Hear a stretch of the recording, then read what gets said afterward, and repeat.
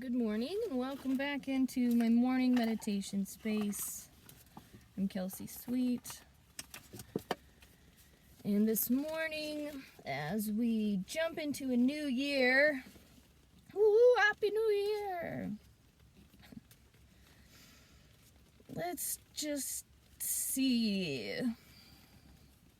We're just going to jump in this morning. I have with me, again, the Uncommon Tarot. I also have next to me the new chapter. But we'll see if I get into that one or not. I think before I dive into these, let's look into here.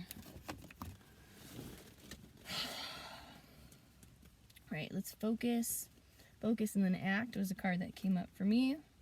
Stay strong. It's winter and it's cold. Pardon my nails. They look a lot like the ground behind me. It's frozen. It's desert. And again with the sage. Dragons. What else? Strength. Okay, so we'll look at what it takes to stay strong, or things that you need to stay strong, or what you can look at. Okay, this is good too. This one came up. Seek your destiny. And I had a conversation with a friend last night that had something to do with destiny as well. Because we are all connected. We're all part of the same thing. We're all in it to win it. Right? Okay. So as we're focusing on our destiny, finding the strength to figure that out, finding what it is that connects us all in this lovely, glorious thing that we call life, in the collective, in this realm of consciousness, because as we dive further and further into this concept of consciousness. Oh, there's a coyote out there. Oh, no kidding. Coyotes, the tricksters, right? Usually I see them around here in the evenings, but not so much during the day. He's not close enough that I think I could get him on here, and I don't want the dog to see him because she's going to lose it. So hopefully he's kind of turning outside our periphery. He, she, it. Okay, if you hear the dog barking, that's why. So we'll leave the tricksters outside of this. Thank you. Let's get really grounded in our space too, and really protective of this, because if this is our destiny and what it is that we're meant to do, right? If we're doing the unification, the opposing factor would be that which destroys or pulls apart, disharmony as well. Let's see, 2 wands. 2 wands I feel like is really appropriate for this 22 thing, right? The 2, lots of 2s. 2022, there's 3 2s, so there's a 6 in there. 2 wands, manifesting all of these different aspects coming together. I feel them in this space. This is about our choices. And choices come through a lot. Maybe this is a good opportunity to talk about what choices are. Because there's free will on one hand, right? That gives us the choice to choose, or from this broad spiritual lens of, I chose this body in this lifetime. If we're all one and connected, right, then we're all this God's choice to manifest as this expression to teach us for whatever, learn whatever it is that we need to learn in the midst of this.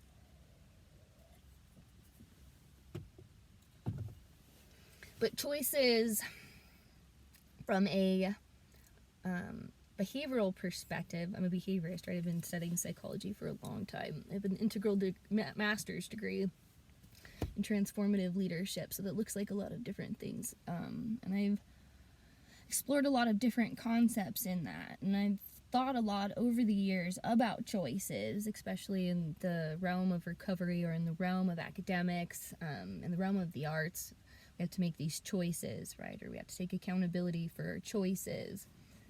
But from the behavioral perspective, what we choose, right, is conditioned. Ultimately, what we're going to choose is that which is most reinforcing to us, because conditioning, or classical conditioning, says for every antecedent there's a behavior and then there's a consequence, so if you introduce a stimulus into this based on the interaction that you have with the stimulus, whether or not it's reinforced or punished or whatever, right, it's going to determine ultimately what your choices are. So you can effectively guess or predict what somebody's choices would be, right, based off of their I don't want to get too far into the psychology of this here and go too far into what I think choices are. We might at some point, but I could probably talk about that in itself for an hour.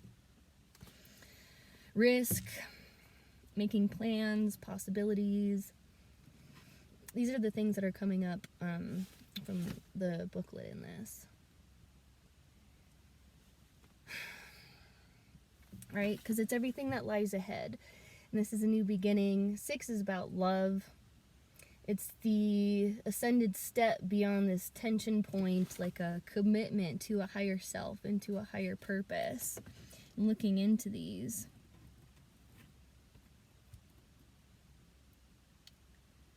Adventure is in here. But there's important information. There's access to information. That's what this says, right? If we can tap into it, if we can tap into ourselves and the world around us, there's an abundant resource of information. That's what energy is, and all these vibrations, right? It's information. All the frequencies, all the colors, all the sounds, all the smells, all the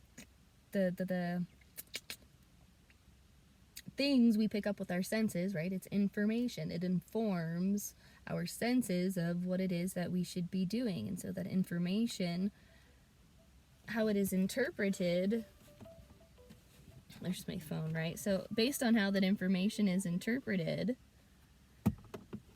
is where I think we have our control. That's a wrong word, but where we have the empowerment.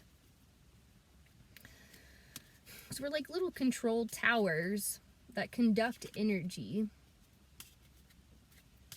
but we don't necessarily, I don't know, energy can't be created or destroyed, so you cannot control the energy itself as far as creating it or destroying it, but you can interpret it as creative or as destructive, but that ultimately is up to you too. This guy came out. It must be a collective thing, because in the last couple of readings that I've done, private readings that I've done, I am available for private readings. You can reach out to me, kelsysweet.com, whatever. Find me through social media if you can. If it's right time, you'll find me. Or we'll find each other.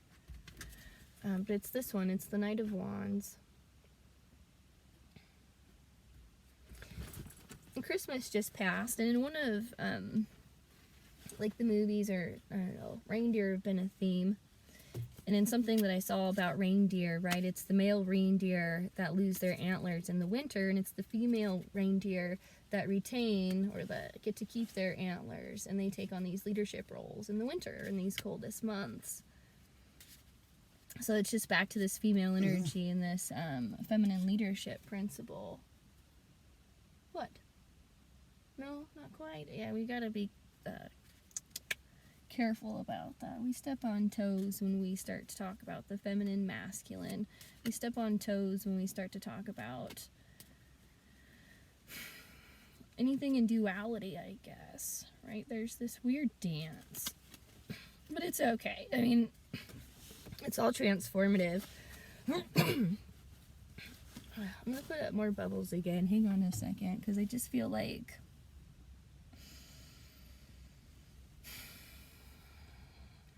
there's a lot in this. This is about seeking our destiny, right? And oftentimes when I do readings, I don't necessarily like to do more traditional spreads. I like to do the spreads as I'm guided, and oftentimes there's a North Star to keep in mind. So there has to be something to keep our focus, our direction on. And that North Star is what we lose track of. So seeking our destiny, I think, is being in alignment with that North Star, right? As above, so below. And then harnessing the vibrational powers, frequencies, jujus of your North Star, because, you know, everybody's North Star is different. But you pick your North Star, you align with it, and then down to the quantum nature, you know, beyond the electrons, beyond these tiny little particles that we've been able to understand, down to, what was it, the quarks. Is that as small as we've gone yet? From the stars to the quarks, right? And then you in between, and aligning all of those things. But it's wands again, and 2 wands, and this Knight of Wands. So you get to, like, look out on the horizons, because there's new adventures and new possibilities. And then when you decide to put on your armor, I mean, this one here is bare naked. There's not much here protecting it. I don't know if we could relate these as tattoos, or I don't know, it almost looks like a root, right? It's rooted, grounded, connected to the earth, but it's blossomed.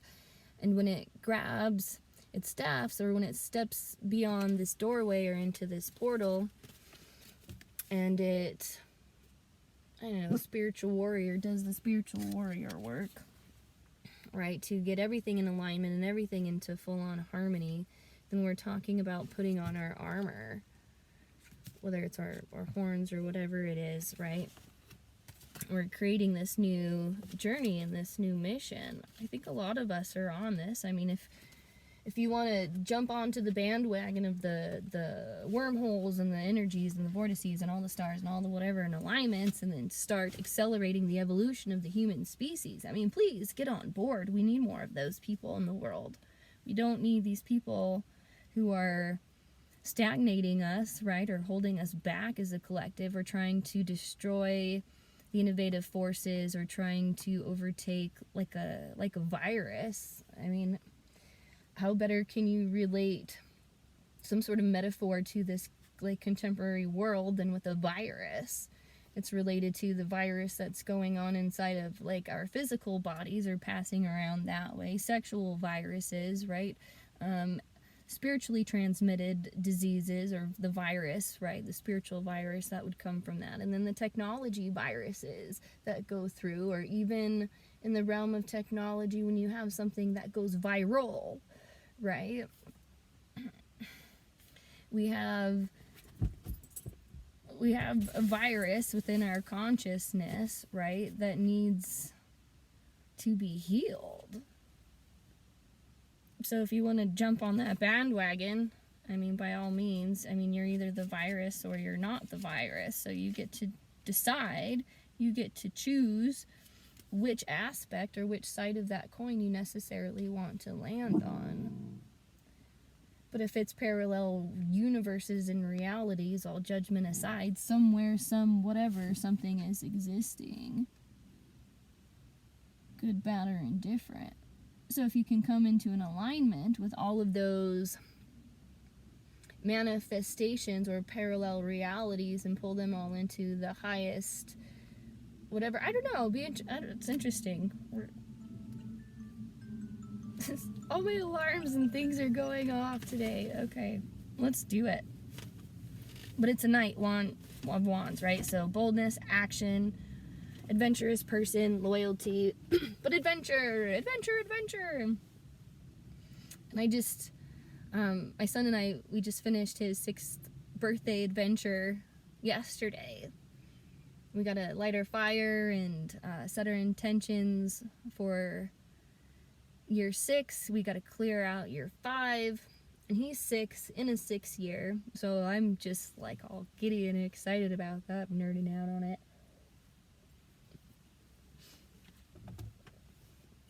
for the synchronicities, I guess, or just these subtle details. They're fun, they give me something to do. But the restless spirit, is that what's been coming to me lately? Are the restless spirits? Yes. So if you're a restless spirit and you're ready to step into this new thing, right, that's what I'm here for.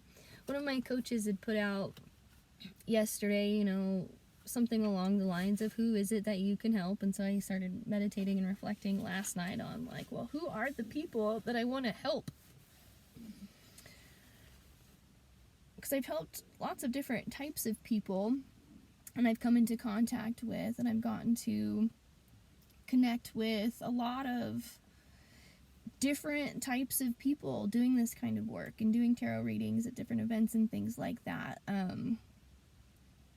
I've gotten to, I guess from an experimental level, explore what type of people or clients that I want to work with on some of this transformative stuff.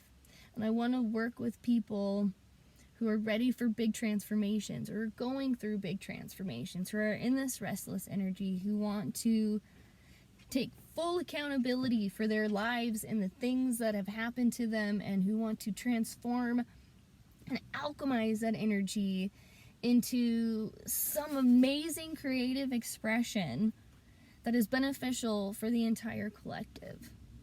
But it takes a special type of person to do that, and not everybody is ready to do that. And I'm realizing that a lot of my own frustrations and my frustrations with life are in recognizing where people aren't ready to do the work. And I've taken for granted a lot of the work that I've done and done myself, right? And this is the High Priestess card.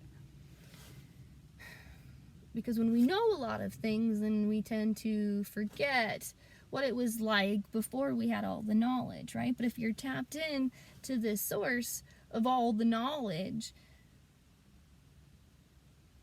how is it that not everybody can see that they have access to it? Well, they don't want access to it because they don't want to take responsibility for it. And it's something that I teach all of my art students, is now that you're aware of your power of being an artist, right? You know, you have this responsibility of being an artist, that anything that you create is going to create some sort of physical manifestation within the real world.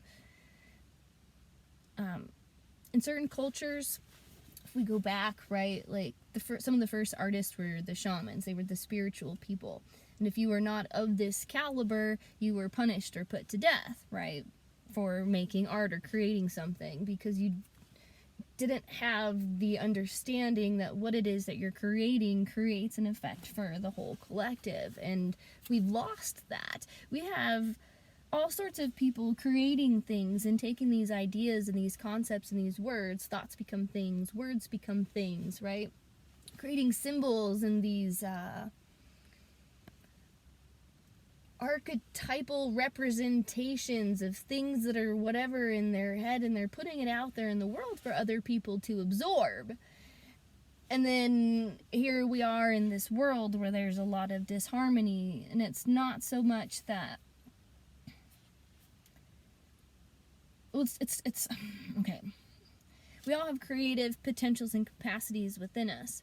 But I came across something the other day through the YouTube channels where it was talking about the 7-Eleven 2001 reboot, and where the collective consciously, where the arts have been suppressed in such a way where there's some sort of vibrational something out there that says that true, good, whatever art cannot exist within this realm and within this frequency. And it's okay, so we'll draw a picture of it then. So if there's like a vibrational tone where there's like, okay, this is creative arts, innovation, innovative principles, academics, intellectualism,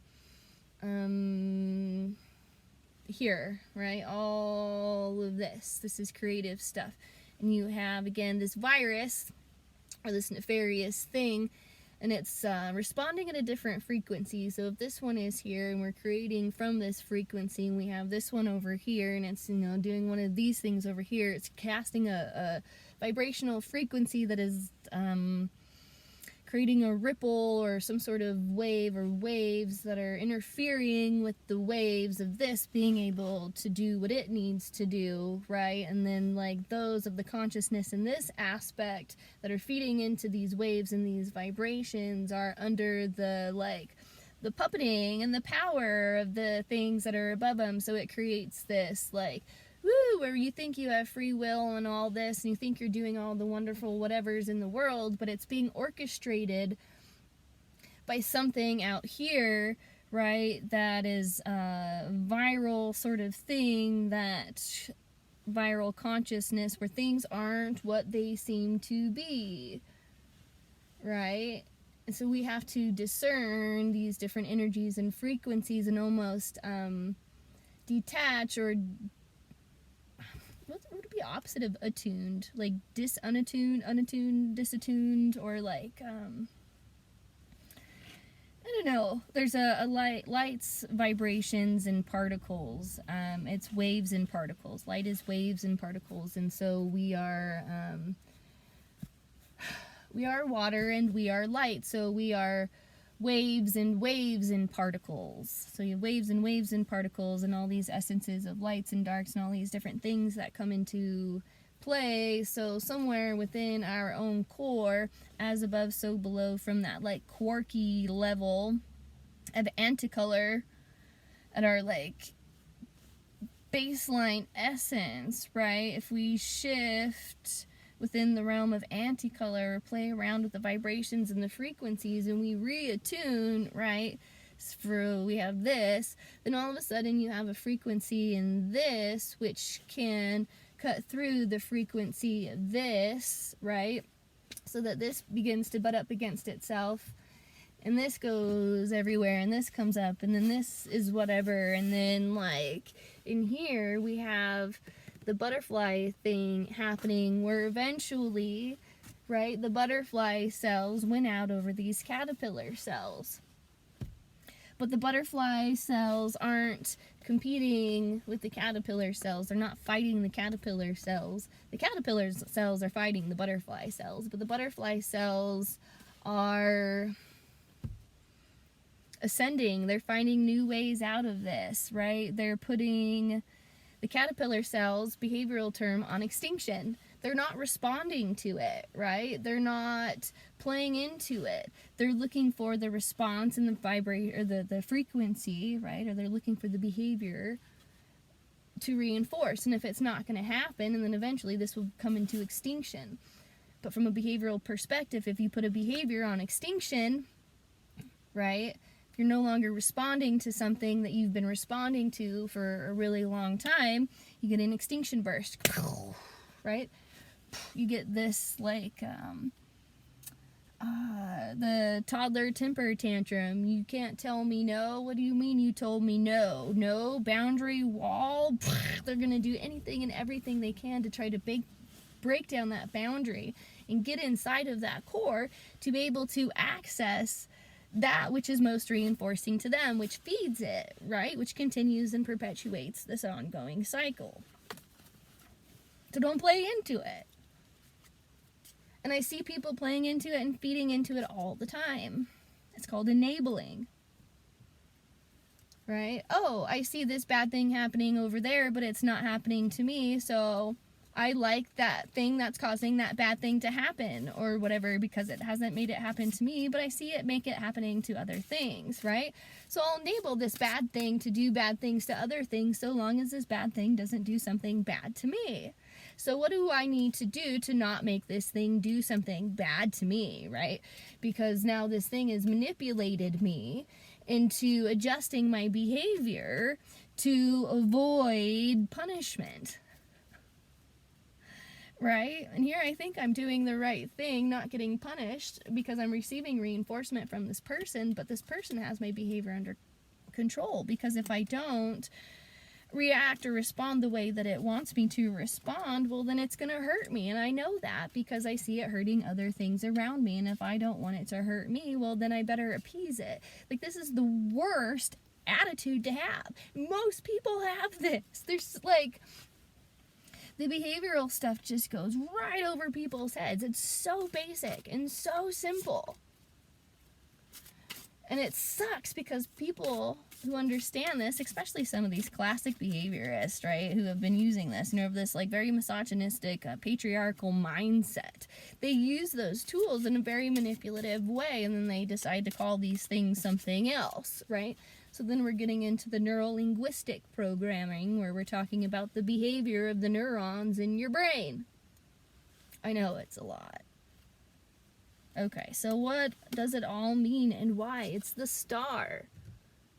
As above, so below. So look towards your North Star and your purpose and who it is that you want to be and what it is that you want to do, and stay in the integrity of that.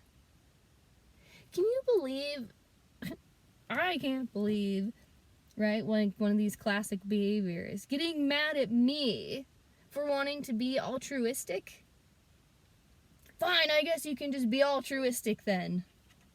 Right, because I'm not going to compromise my morals and my integrity, right, to preserve the ego of somebody else. Because I'm in alignment with my destiny. I understand and I see my North Star. So if somebody's going to come along and then tell me, no, that's not your North Star, this is your North Star, here, have my North Star. No, you're your own star. So if anybody's trying to sell you the stars, right, or if you're,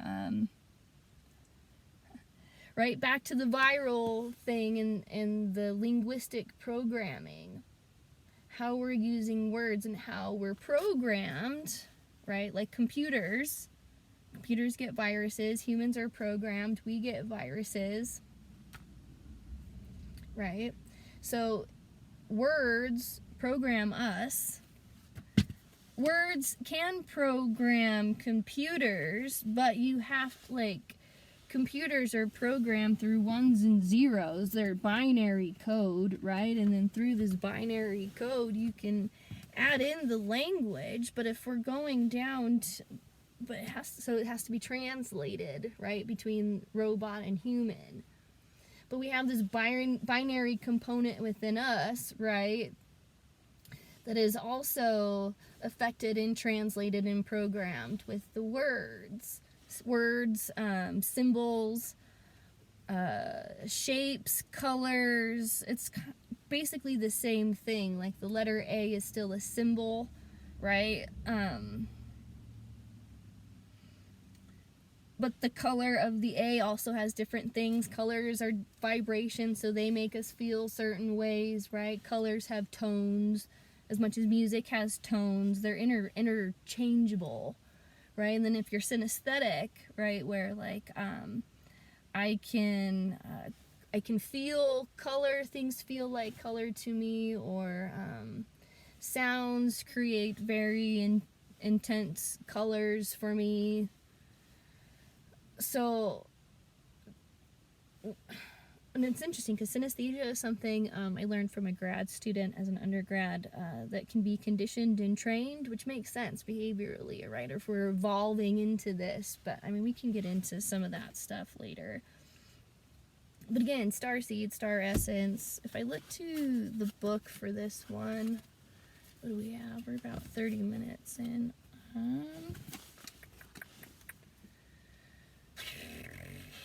Stars is 17, so that reduces to 8, right? And then 8 again is this infinity sign, which is this symbol, at least in my world, for current or electricity or energy. So stars are light, vibration, energy, right? It's something that's ongoing, but we're talking about tapping into something much more complex. I don't necessarily want to call it deeper, because it doesn't extend into one direction. Like stars don't just extend into one direction, they extend in multi directions, right? They have rays that go in all directions. What part of you is ready to emerge? So back to the stars, right? So if there's this butterfly thing coming in, or back to the butterflies, right? Something is emerging. It's healing, balance, hope, balance in the currents, in the flow, being in the flow, going with the flow. The flow mind state is being in present time, right? It's not being pulled to one dual side or the other. Hope renewed, inspiration, finding your rhythm, light, color, destiny. There's a lot of different words that we could use to describe this very simple concept, right? So if we're casting out a very broad net, we're going to pull it all in, and then we're going to reduce it to something more binary. We're going to reduce it to the quirkiest bit of it. We're not going to necessarily look at the potential or where things could go, because then we're going to get lost in translation, right? But if we cast the net and we look at all the possibilities that exist within the potential energetic of that, right, then you can reduce it to something much more simple.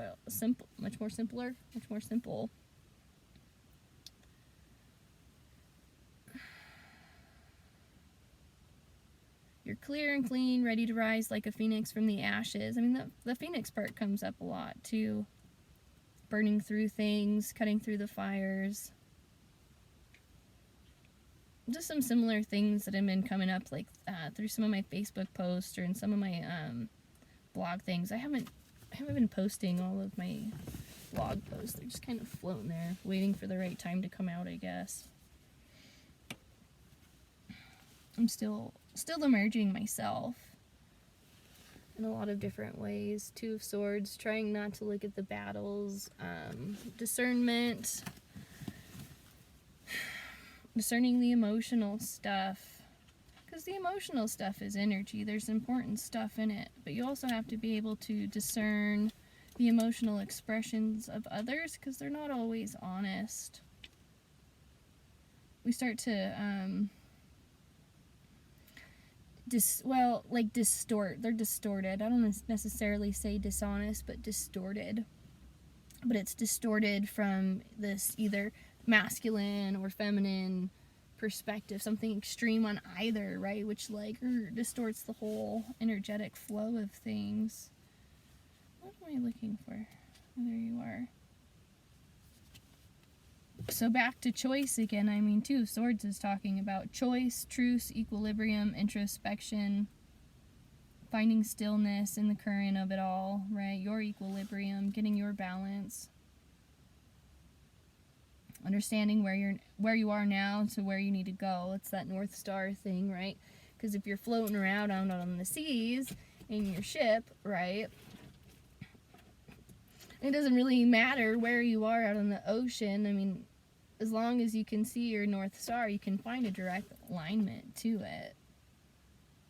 The only time you get lost is if you lose your North Star and then you start wandering into the seas and you're like, oh, who am I? Where do I go? I don't know.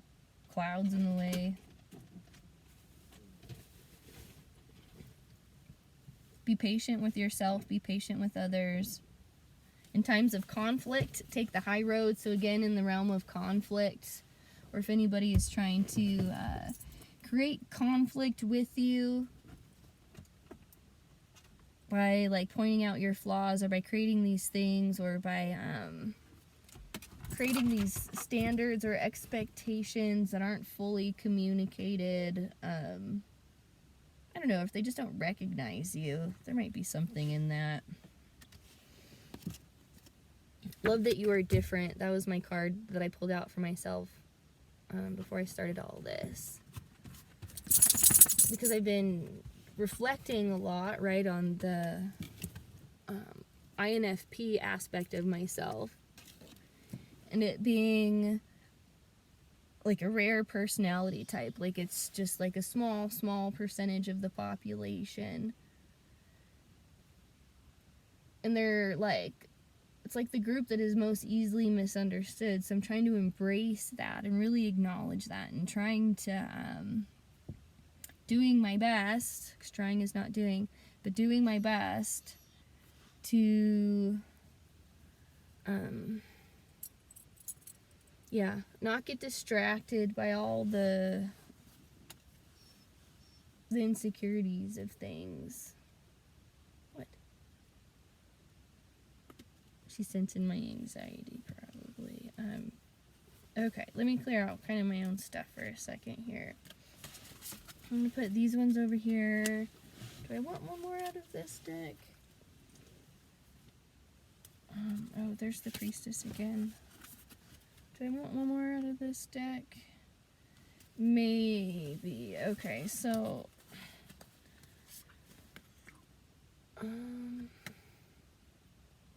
the World. The World's another one. But there's our lion again, right? There's our golden lion. Our golden bull. And the butterflies. What is this? Between India and Africa as well. So, like motherland, roots, where you come from, again, the core and alignment. Kind of beyond time and space. And really understanding what your destiny is and your purpose and who you are. Like embracing this concept of homo luminous. I am a light body. I am not a sapient being. I'm an evolved version of a species, right? I am in alignment with these more quantum physical perspectives, maybe? I don't know. Okay, we're gonna put this one aside for a moment. I wonder how much battery I've got left on here. I've got a little bit. Okay. Well, let's see from our new chapter tarot. So, now that we've cast a broad net, we're going to pull things back together. Yeah, get in alignment with yourself, your purpose, who you are. Let's, sparkly, woo-woo, fruity-dooty, blah, blah, blah, blah, blah, blah. But the problems, how do we get through the problems? Because we have to do these real-world stuff. What's blocking you? The Chariot, not being able to move where you want to go, being stuck, having to move and not wanting to move, having to be on the move, looking for something new, traveling. There's like a King Tut mask on this as well, like gold, so maybe blinded by material stuff, or having a mask which is preventing you, a material mask which is preventing you from moving forward, or that's a material mask that is driving your motivation. Our little booklet, opposing forces held together by force of will in order to push forward. So it's like will is forcing these two dynamics to interchange and interplay, right? So that's like energy can't be destroyed or moved, so like a force. May the force be with you. If the force isn't with you, then it's probably against you, or you're against the force of nature, right? Like, the Chariot is a tenuous union, a tense but powerful situation, a means to an end, a powerful force of determination, calls for sacrifice in order to accomplish a goal. So don't be afraid to sacrifice, because I think that's what a lot of people don't want to do, is make any sacrifices. If there's anything that I'm really good at, it's sacrificing little things now for a greater reward later. I mean, if anything in academia has taught me that, it's sacrifice. We wouldn't get into it. It's a sore subject for me. I love learning.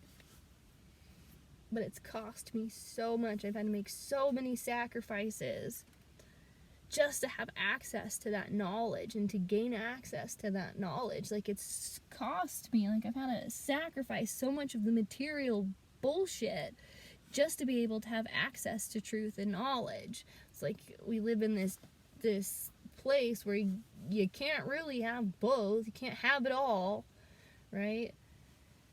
Or, I don't know, oh, that person, they have it all, or they look like they have it all, so I'm just going to come in and make their life harder for them. We live in that kind of a world.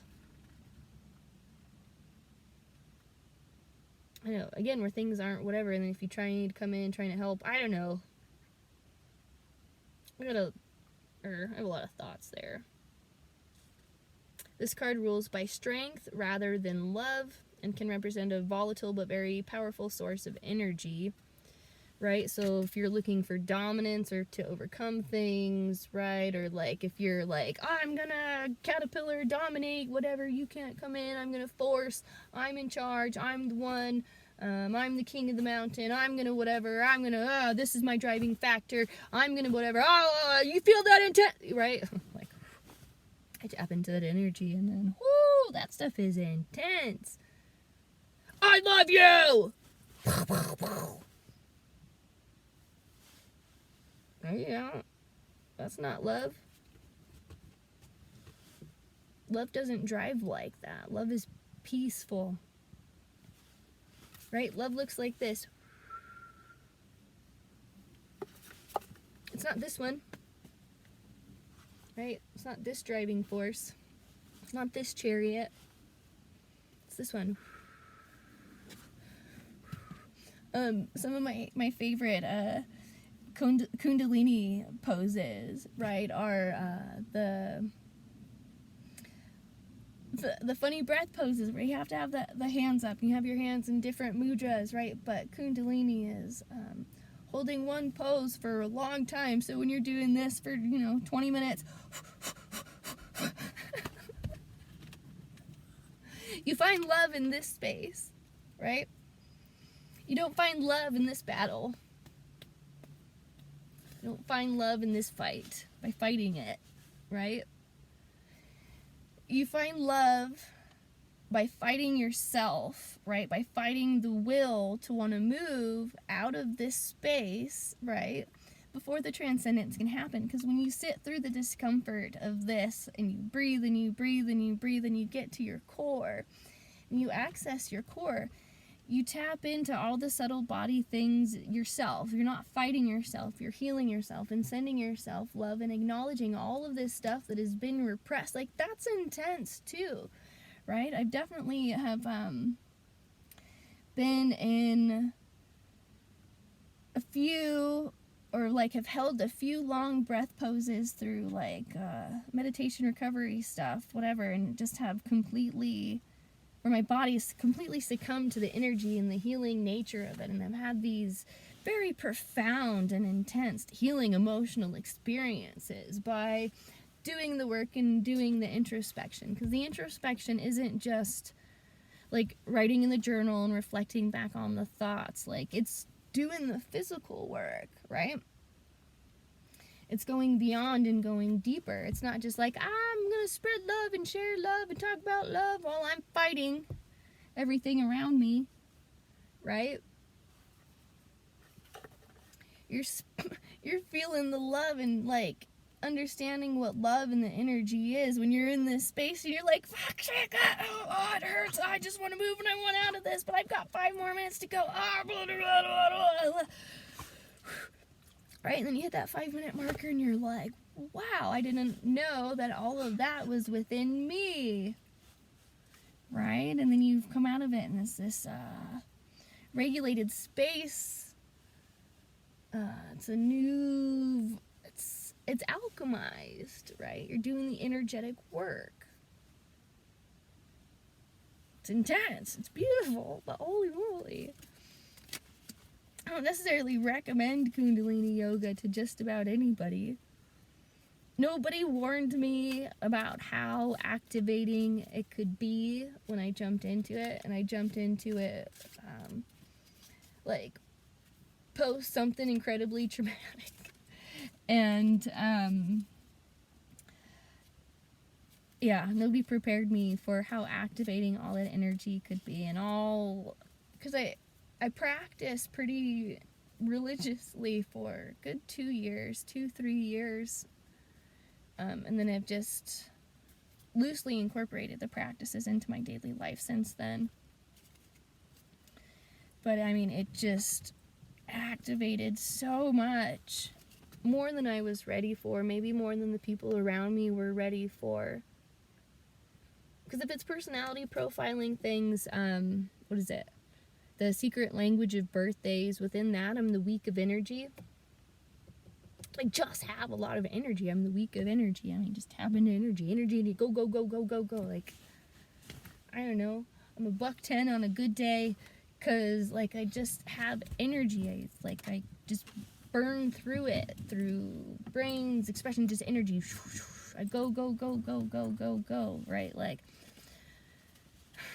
I like coffee, but when it comes to, and I like sugar, well, I can't say I like sugar, but sugar does sugar stuff, like caffeine does caffeine stuff, and any of the other stuff, like, can't put it into my body. It's too much energy. I can't handle it. Queen of Cups, right? And then the people around me can't handle all that energy, or even, like, because it's so much energy, and if you have all that energy just, right, like, it can look very chaotic. So if it's not focused and directed, right, if it's not in alignment with its direction and its North Star, well, then there's just all kinds of stuff, like it's creates noise or creates static, but there could be a point to it too. Like, it's not necessarily like a bad thing either, right? Because not everything can be like, some things have to be to bring the balance to everything. So let's see, Queen of Cups. It's just getting all of the emotional stuff under control, right? Getting it all into alignment. Emotions on one hand, perhaps maybe logic on the other, or it's openness on the other. So it could be anything, right? If it's not emotion, it is. The absence of emotion might just be nothing, right? If emotion is energy, if the energy isn't there, if the emotion isn't there, I mean, there's nothing there. Queen of Cups, where are you in here? Some of these booklets are so strange. I like reading the words, like, I like looking at the pictures. You know, words are art too. The freely flowing waters of emotion, or a trusted friend. Adapting to the emotion, the Queen adapts to the emotional needs of others.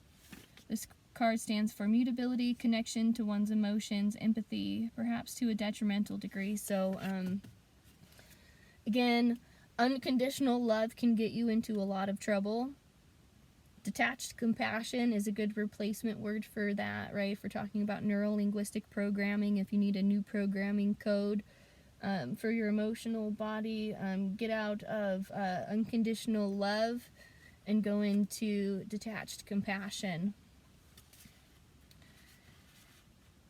Because if it's unconditional, somebody's going to come along and be like, oh, you love me unconditionally? Good. I'm going to take advantage of that and take everything I can from you. And then the minute you don't give me that thing, right, then you don't love me anymore. And then there's abuse and manipulation, and that's not something that you want to get yourself sucked into.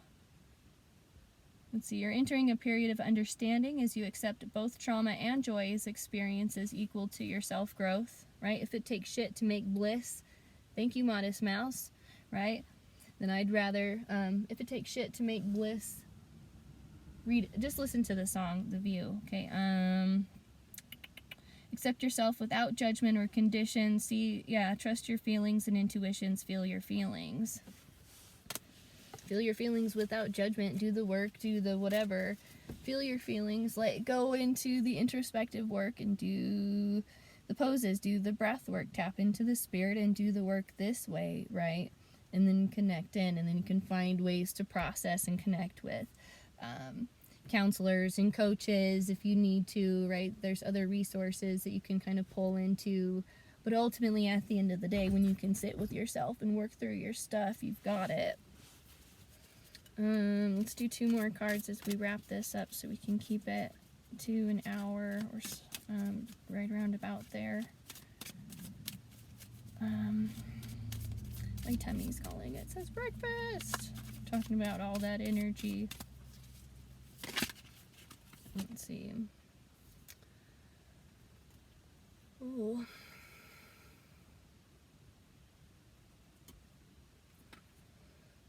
Thoughts become things. Watch your creations. 10 wands again. It's all wands. Lots of wands this morning, right? Manifestation, bringing things in. His thoughts are becoming things.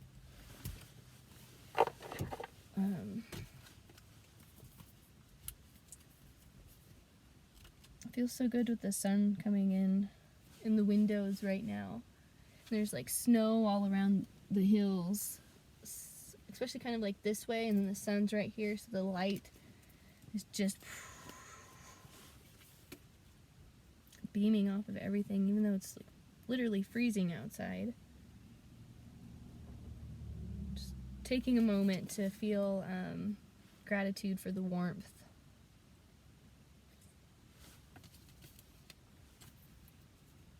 There are a lot of people out in the cold right now who don't have warmth. And that's not a fun place to be. There's an animated short on YouTube that I watched the other day, something about like a little matchbook, you know, and how he's like comparing himself to a lighter or whatever. Little matchbook, he's like throwing off his matches, and he comes across this little homeless girl in the snow, and she's cold, and then so like he gives her a little match thing, and then as their match is going down, she's warm, and she's just appreciating the warmth and the cold, and the match is going down, and he doesn't have any more matches left. So like the book part, right, like he ignites his body on fire to keep her warm for one night.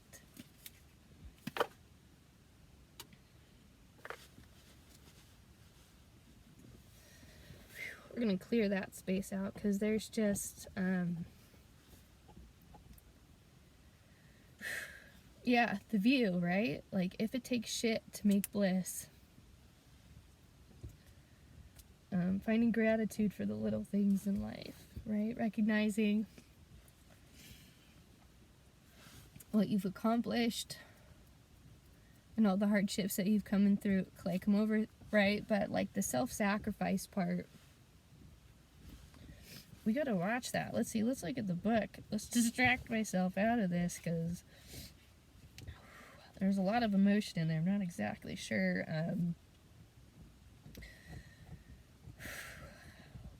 who's what, where, what. I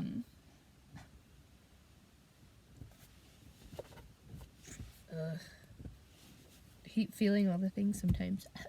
That's the Pisces moon. The moon in Pisces. I tend to, or at least I've noticed within the last few years, the couple of people who I've let get closest to me, or who I've liked the most, or people that I seem to attract in, are other Pisces moons. If I ever get in a relationship again, it's probably going to be with somebody who also has a Pisces moon. Because they understand this, they get this shit, but some people don't. It's fine. I don't judge myself. I try not to. No, see, you can't try not to and do. You see how that works? You either do or you don't. I don't. Do my best not to listen to the judgments of others, right? That's where we get really effed up, is when you start listening to other people's judgments and perceptions and whatever, and believing what other people think. And oh, what was the other one? Like, this thing with problems. Like, we all have problems, right? Like, I got problems with people, I got whatever, right? But it's like a problem I have, it's a thing. Like, I can put it down if I want, I can let it go, I can give my problems to other people, right? But they're just like, they're problems, right? They're just like, I see something wrong with something, right? Like, something feels wrong, I have a problem. But again, with the programming and the language, when somebody, or like my son, I don't know where my son has got this, although I heard it from one other person, so I can guess. But like, when somebody says like, "What's wrong with you?" You know, or like, "What's wrong with you?" Like, if somebody says that to you, like, that one like gets in there and can really cut through. Like, what do you mean? What's wrong with me? Is there something wrong with me? Like, is there a problem with me? Like, am I the problem? Like, is there something wrong? Am I bad? Like, oh, like, and then all the insecurities come in or whatever. Like, you're telling me, like, I'm wrong and I'm a problem and, like, there's something inherently wrong with me and I'm bad and I should be different and change because you have a problem? Like, if I am your problem, or if I am a problem in your life, then let me go and put me down or move on and move through. Like, live and let live. Like, if you have a problem with me, come to me with your problem. Like, hey, I have a problem. You know, I like problems. I like people's problems. If people have a problem with me, I mean, you can come to me with your problem. You can come to me with your problem with me. And also, right, be prepared to have that reciprocated. Because I can sit here and hold space for your problems, but I'm not going to do the emotional labor for your problem with me. So, because you have a problem with me doesn't mean I'm going to make an inherent change and change who I am to appease you because you have a problem with me. Because right now, I don't have a problem with me.